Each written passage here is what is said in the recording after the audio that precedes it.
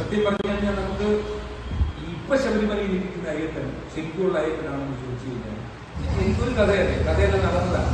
എന്നിട്ട് നമ്മുടെ കവിയാറിലെ ഉപകാരത്തിലുള്ള തമ്പുരാൻ മാതാന്നവർമ്മ പറഞ്ഞിട്ടുള്ള അവരുടെ കുഞ്ഞുങ്ങളായിരിക്കുമ്പോൾ എനിക്ക് ആ പേപ്പർ ഒരു വലിയ കൈ കോടതിയിൽ നിന്ന് കൊടുത്തൊരു പേപ്പർ, അത് 30-35 പേജുള്ള വലിയൊരു കേസാണ്. അന്ന്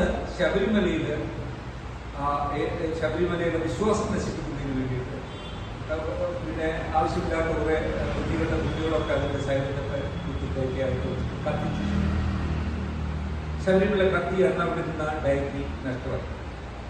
എന്നിട്ട് ഇദ്ദേഹം എടുത്ത് പറഞ്ഞെന്ന് പറഞ്ഞാൽ പെട്ടെന്ന് തന്നെ തമ്പുരാട്ടിയും ഇവരുടെ ഉച്ച ഊണ് കഴിക്കുന്ന കൊട്ടാരത്തിൽ താഴെ ഇപ്പോഴും താഴെ തറയിൽ നിന്നിട്ട് ഊണ് കഴിക്കാം. അപ്പൊ ഊണ് കഴിച്ചുകൊണ്ടിരുന്നപ്പോൾ എല്ലാവരും എണീക്കുന്ന ഊണ് കഴിച്ച് മതിയായിരുന്നു. എന്താ കാരണം? ശബരിമല തീ കത്തിയില്ല.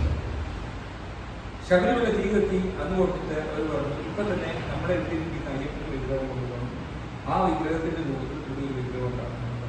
അന്നത്തെ ആ വിഗ്രഹം അപ്പൊ അവിടെ ഉണ്ടായിരുന്ന വിഗ്രഹം ചെറുതുള്ള ഒരു വിഗ്രഹം ഇപ്പോൾ അത് പത്മനാഭസ്വാമി ക്ഷേത്രത്തിന്റെ മരണത്തിന് ശേഷം പത്മനാഭസ്വാമി ക്ഷേത്രത്തില് ചിത്രതിരുനാളിന്റെയും മാർത്താണ്ഡവർമ്മയുടെയും കയ്യിലുണ്ടായിരുന്ന പൂജ ഡയറ്റീസിനെല്ലാം ഓരോരുത്തർ ഒരു സൈഡ് വെച്ച് പ്രത്യേക പൂജയും ആ സ്ഥലത്ത് ആ അയ്യപ്പൻ വരുന്നത്.